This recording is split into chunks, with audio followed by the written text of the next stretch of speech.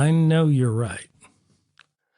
Have you ever noticed that cybersecurity awareness is either boring, taught by somebody who acts like they've never met a human, or like some movie trailer?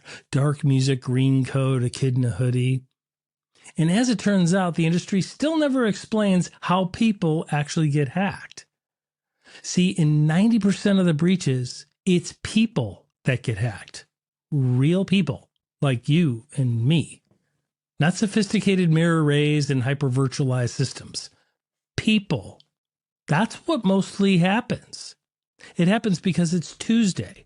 Someone's busy, coffee hasn't kicked in, and Mrs. Buttermaker over in the third floor cubicle with her 26 Chrome browser tabs open is clicking on links like it's an Olympic sport. We're calling on the industry to do one thing. Stop giving bad advice. Most breaches come down to two main things. Someone gets socially engineered, meaning manipulated, or something didn't get patched.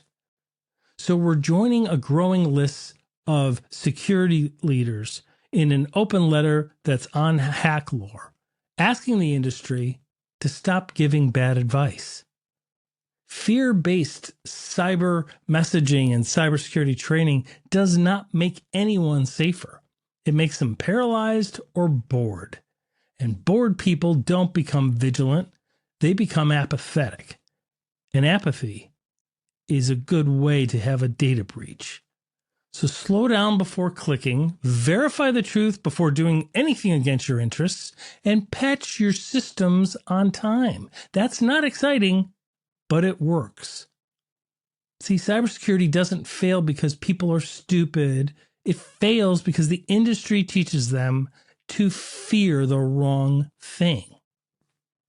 If this hasn't pissed you off, consider following us. And if you're feeling cool and kind, please consider subscribing to our YouTube channel. This is Cybercrime Junkies.